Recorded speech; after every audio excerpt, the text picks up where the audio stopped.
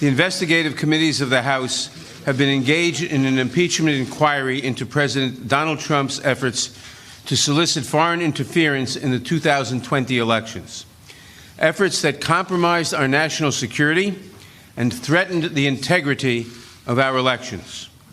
Throughout this inquiry, he has attempted to conceal the evidence from Congress and from the American people. Over the last few months, there's been a lot happening with the House's investigative committees looking into President Donald Trump's actions regarding foreign interference in the 2020 elections. These actions really struck a chord when it comes to our national security and the integrity of our elections. Throughout the inquiry, he's been trying to keep things under wraps, hiding evidence from both Congress and the American public. Our president is supposed to uphold public trust, and when that trust is broken, prioritizing personal interests over the country, it puts the Constitution, our democracy, and our national security at risk. President Trump abused the power of his office by conditioning 2 official acts to get Ukraine to help his re-election: the release of hundreds of millions of dollars in military aid that nation desperately needed, and a White House meeting with an ally trying to fend off Russian aggression. The framers of the Constitution made it clear there are consequences for presidents who violate their oath of office. Now picture this. You're a member of Trump's cabinet, feeling pretty secure after being confirmed by the Senate, managing your department, and then out of nowhere, articles of impeachment are filed against you. Not just rumors or empty threats, but actual formal resolutions hitting Congress with specific allegations. I will be impeaching Homeland Security Secretary Kristi Noem. Secretary Noem has violated the Constitution, and she needs to be held accountable for terrorizing our communities. This week, I introduced articles to impeach Secretary Pete Hegseth for murder and conspiracy to murder and reckless and unlawful mishandling of classified information. This is the situation for Kristi Noem at Homeland Security, Pete Hegseth at Defense, and Robert F. Kennedy Jr. at Health and Human Services. They're all staring down the barrel of impeachment articles right now, and it doesn't stop there. Trump is dealing with multiple impeachment resolutions himself. There's the one from April 2025 with 7 articles, another from June 2025 regarding unauthorized strikes on Iran, and yet another from December 2025 for incitement of violence. They're all just sitting in the House as we speak. Sure, Republicans control that chamber, so these resolutions aren't being voted on right now, but they exist. They're formal, and they're ready to go the moment the Democrats regain control of the House in 2026. So impeachment isn't just a future threat.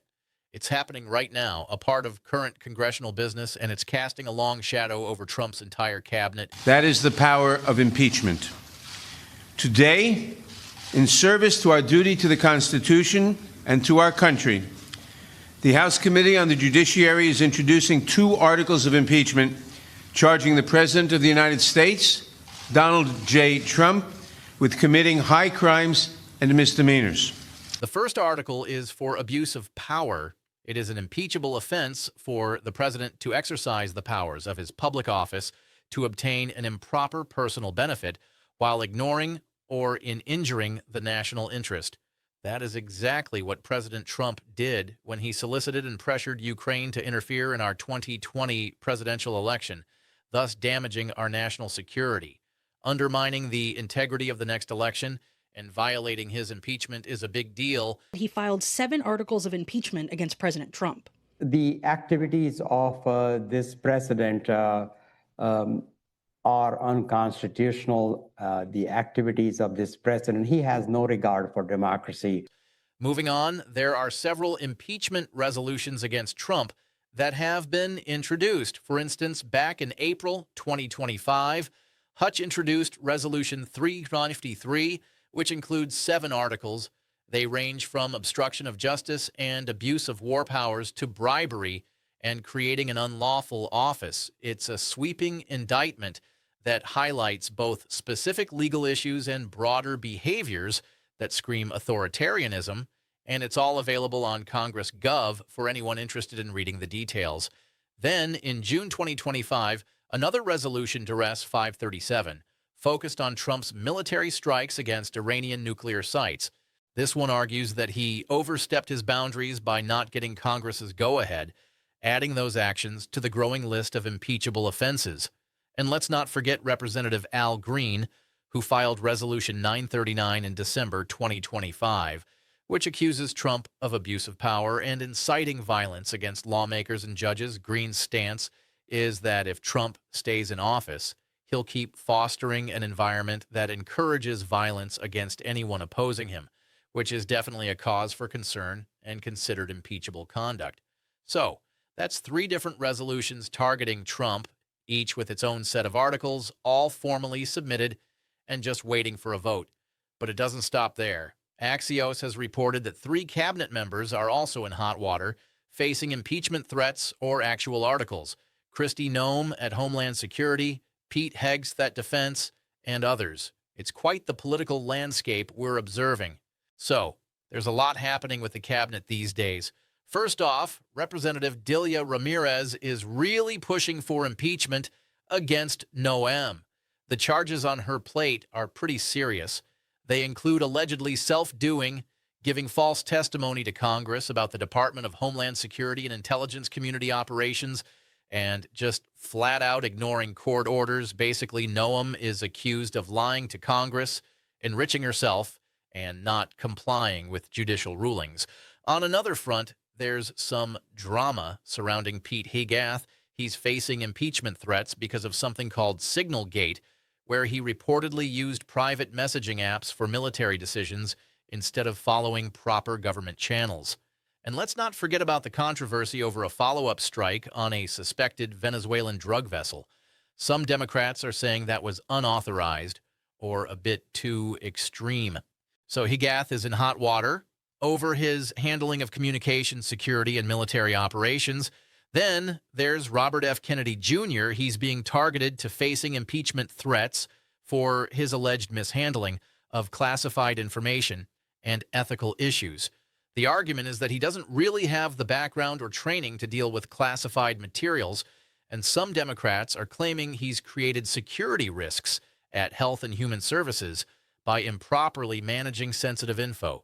Axios describes the cabinet impeachment movements as being driven by rogue members of the Democratic Party. While the top leaders haven't officially backed these moves yet, the base is pushing for more aggressive actions against Trump's inner circle. Free Speech for People reports that a significant chunk, about 140 House members, have already voted at least once to advance articles of impeachment against Trump. That's quite a number for the Democratic caucus. Now, historically speaking, impeaching cabinet officials is quite rare. Axios points out that it's only happened twice. Once with War Secretary William Belknap back in 1876, and then again with DHS Secretary Alejandro Mayorkas in 2024. Mayorkas was impeached by the House but acquitted in the Senate, so it's not something you see often. Despite that rarity, Democrats are charging ahead and filing articles against multiple cabinet members at once, which is unprecedented. But here's the catch. With Republicans controlling the House right now, these impeachment articles aren't going anywhere. The Democrats can't push them to a vote. The Republicans will just table them or shoot them down. However, if Democrats flip the House in 2026, which current polling shows could happen, those articles might just come back into play. So impeachment articles have officially been filed, which means things are gearing up for some serious action against Trump and his whole cabinet. The neat thing is that these articles are already drafted and ready to go, allowing the Democrats to kick things off without any delays or waiting around for investigations to wrap up. They can go straight to votes and launch impeachment proceedings. Now, while it might be a bit hopeful to think this could happen instantly, given that the Republicans are in control, the process for removing Trump is all set and waiting in the wings. It's quite the story when you think about it. Impeachment has become a staple of Trump's presidency, and his cabinet is constantly under the threat of formal removal. Let's take a closer look at what's really going on. Starting with HRES 353, this 7-article impeachment resolution against Trump was introduced back in April 2025 by Representative Al Green, and it covers a lot of ground. The first article charges him with obstruction of justice and breach of duty, pointing out his meddling with federal investigations, his tantrums aimed at prosecutors and judges, and his non-compliance with subpoenas. Article 2 is about Trump trying to usurp Congress's power to control the budget. This is related to him moving funds around without the green light from Congress, declaring fake emergencies for spending, and using executive orders instead of sticking to the appropriations process. Then there's Article 3, which addresses abuse of trade and war powers, detailing how Trump has used tariffs for his own political games and made threats against countries like Venezuela and Denmark, not to mention his unauthorized military actions. Article 4 highlights violations of First Amendment rights, linking to recent court decisions that found Trump and his cabinet engaged in unconstitutional schemes against protesters. Moving on, Article 5 deals with the creation of an unlawful office meant for appointing officials without Senate confirmation. Article 6 brings bribery and corruption into the mix, focusing on foreign entanglements and leveraging the presidency for personal benefits. Lastly, Article 7 covers the broader theme of tyranny, serving as a catch-all for Trump's authoritarian moves and snubbing of checks and balances. In summary, HRES 353 lays out a thorough impeachment strategy. It's not just aimed at one scandal. It's a complete overview of Trump's alleged constitutional missteps across various aspects, and it's available for public viewing on congress.gov right now. The articles of impeachment have been filed, and the details are all out there for anyone to see. It's clear what's being claimed and what evidence is being pointed to, starting with Resolution 537 from June 2025. This one zooms in on former President Trump's military strikes on Iranian nuclear sites. Now he decided to launch these attacks without getting any sort of go-ahead from Congress. Trump argued that he had the authority to act, but that didn't sit well with a lot of legal experts and lawmakers. They pushed back, saying you can't just go after another country's nuclear program without Congress giving the green light for that kind of military action, which they believe is a breach of the Constitution's War Powers Clause. The idea is that Congress holds the power to declare war. The president can't just go off and make that kind of decision on his own. Sure, there are some exceptions for imminent threats and self-defense, but a preemptive strike on a nuclear facility doesn't fall into those categories. So this resolution adds those Iranian strikes to the list of actions that could get Trump impeached, highlighting one specific move in foreign policy. Switching gears to Resolution 939 from December 2025. This one comes from Representative Al Green. He brings attention to issues related to abuse of power and incitement of violence.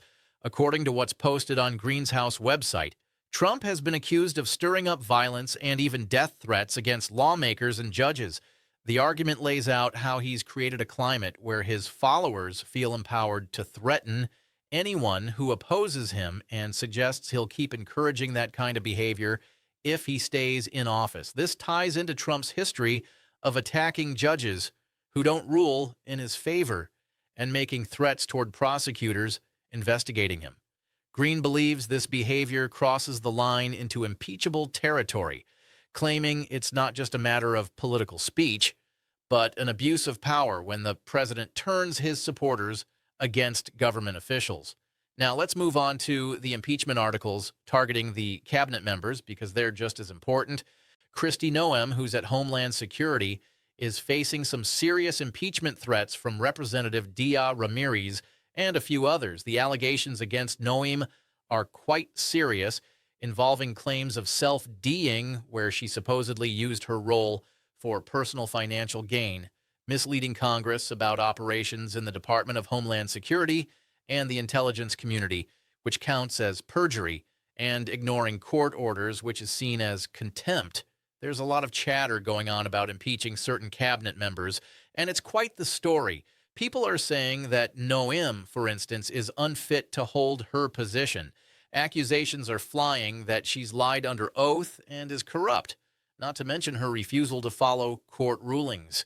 Democrats are serious about this. They're pushing for her removal, even though it's quite a challenge to impeach a cabinet secretary, since it takes a House majority to impeach and a 2/3 vote from the Senate to convict.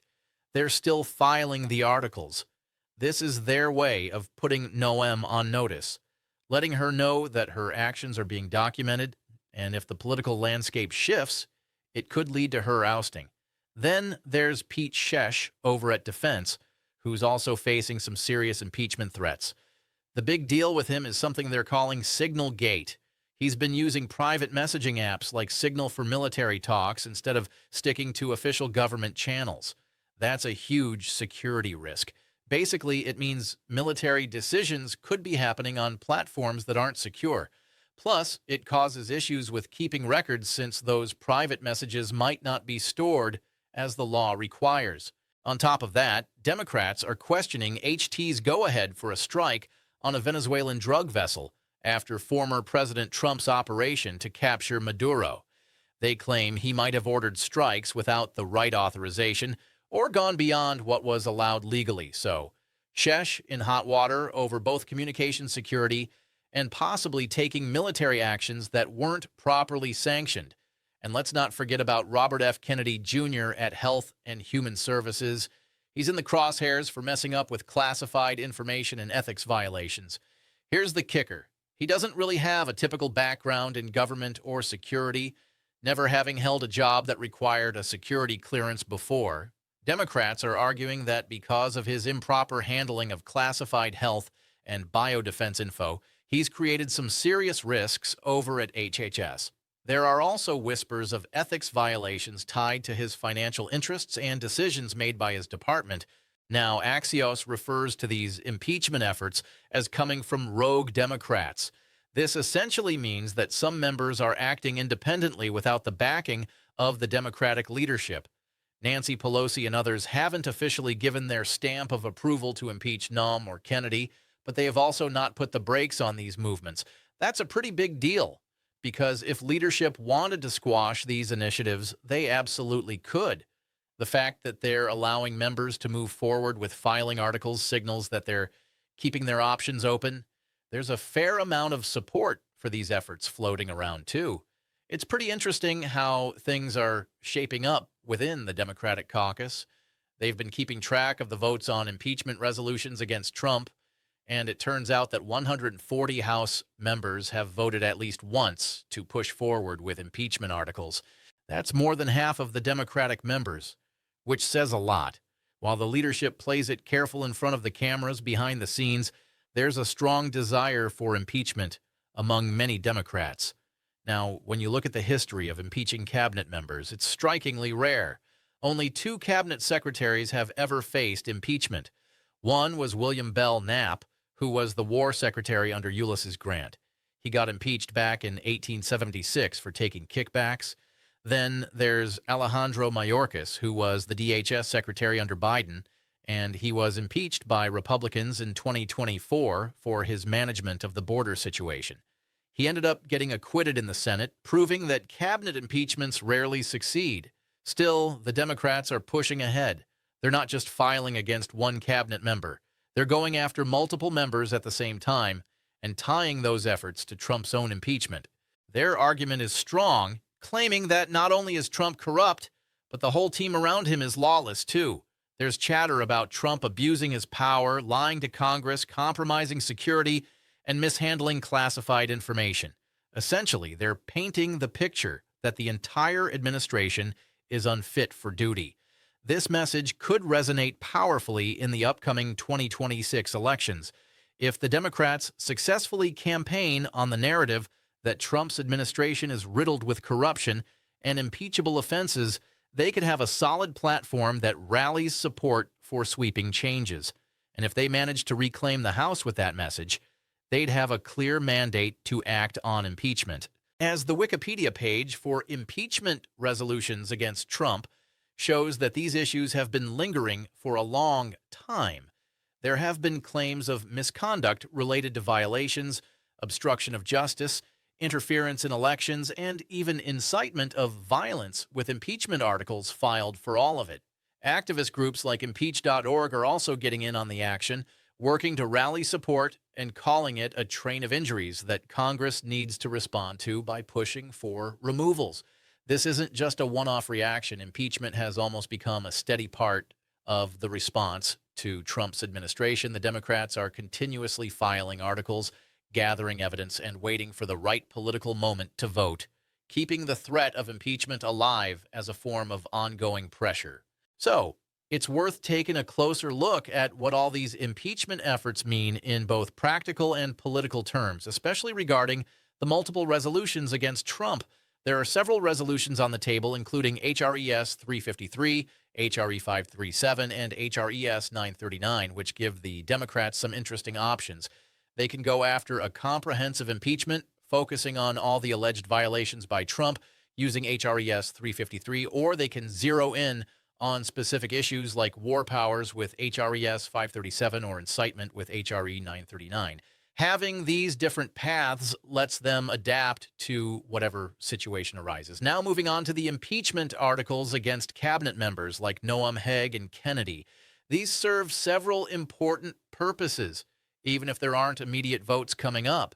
They document alleged wrongdoings, push cabinet members to answer for their actions, create political pressure, and lay the groundwork for future moves if the Democrats gain control of the House.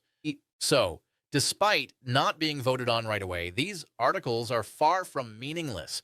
They're essentially building the case. It's also interesting to note the dynamic with the rogue Democrats. This gives the Democratic leadership a bit of deniability while still allowing members to pursue impeachment individually. Leadership can maintain that they aren't officially pushing for impeachment at this time, staying focused on governance. Meanwhile, individual members can file their articles, hold their press conferences, and build public support. And if they catch a wave of public opinion, the leadership can hop on board without a hitch. It's like testing the waters without fully diving in. The fact that 140 House members have voted to move forward with Trump's impeachment is a big deal. There's a notable level of support within the caucus. This is significant because if Democrats gain control of the House, they won't have to twist arms to get members to vote for impeachment. The votes are already lined up. Members have made their commitments public, which means impeachment can progress quickly without much pushback from within the party. What's happening now is quite remarkable considering that cabinet impeachments have only happened twice in history. Democrats aren't just going after Trump for a third time. They're also targeting multiple cabinet members, which sets a new precedent for impeachment activity. This shows that they view Trump's entire administration as corrupt and dangerous, not just Trump himself. Finally, the specific charges against each cabinet member tie into larger themes about Trump's style of governance. For instance, the allegation that Noam lied to Congress underscores the narrative that Trump's team has little regard for truth or oversight. Meanwhile, Haig's use of signal for military decisions raises concerns about national security, further painting a picture of the administration's actions. The Democratic strategy right now is pretty clear. They're not just sitting back and waiting for the midterms. Instead, they're making moves to build their case, filing articles of impeachment throughout 2025 and into early 2026. This shows they're actively documenting misconduct, which, if they manage to win in 2026, could give them a strong foundation to reference months of evidence and formal charges. It's almost as if they've got an impeachment machine running nonstop. There's also this interesting connection between impeaching cabinet members and going after Trump himself, creating a comprehensive plan for removal. If the Democrats take control of the House, they could theoretically go after both Trump and several cabinet members simultaneously. Just imagine the chaos that would create within the administration.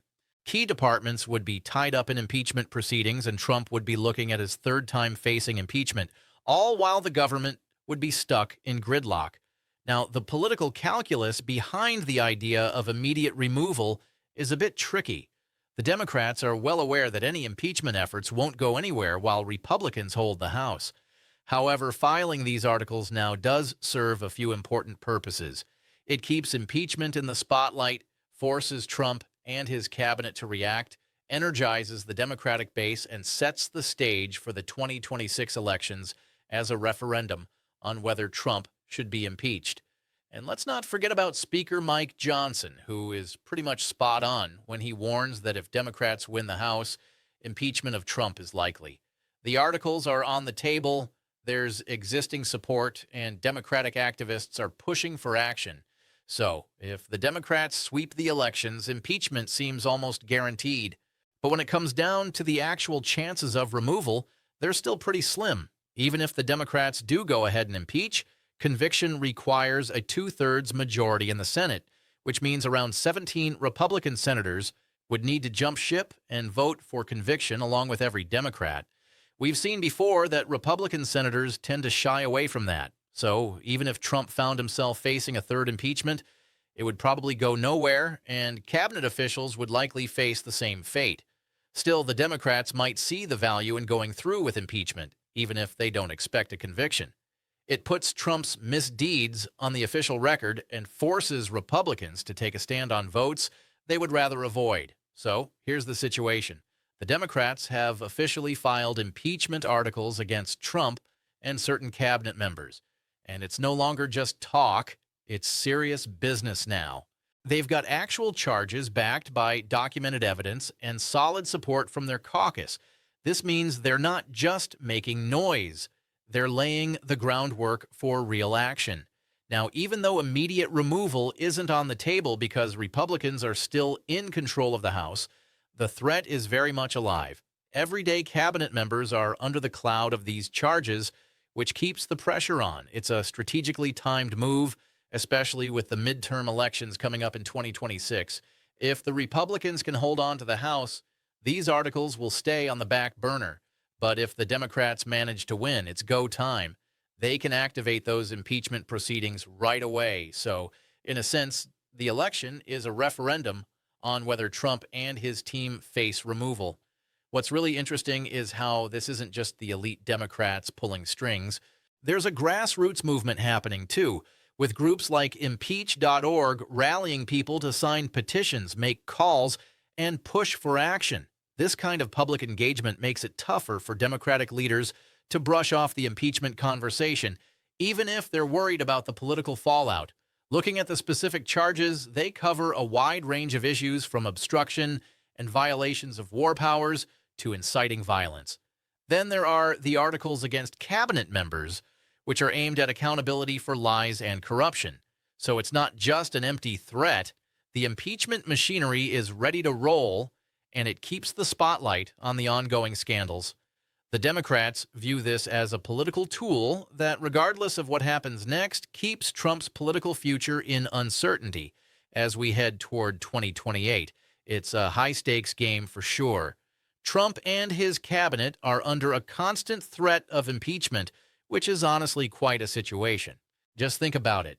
There are several active impeachment articles out there, all public and part of the official congressional record. You can find them on congress.gov. It's unprecedented, really. No other administration has ever had so many impeachment resolutions filed against so many officials at once. What's even more intriguing is that every day, with every choice they make and every statement they issue, they could be building a case for impeachment if the Democrats gain power. And, you know, it all comes down to the midterm elections in 2026. If the Democrats take the House, they're poised to spring into action, starting impeachment proceedings almost right away. The articles are already drafted, votes are lined up, and Democratic activists are pushing hard for action. So, when we say that the cabinet could face removal, we mean it seriously. The threat is very real, and only the Republican control of the House is keeping it at bay. This whole impeachment saga has become a permanent part of Trump's presidency. Articles are being filed and cabinet members are being targeted. The outcome of the 2026 elections will ultimately determine if these impeachment articles turn into actual votes and removal efforts. The Republicans are holding the majority now, but the Democrats are just waiting for the chance to take action. The weapon is loaded. They just need the numbers to pull the trigger.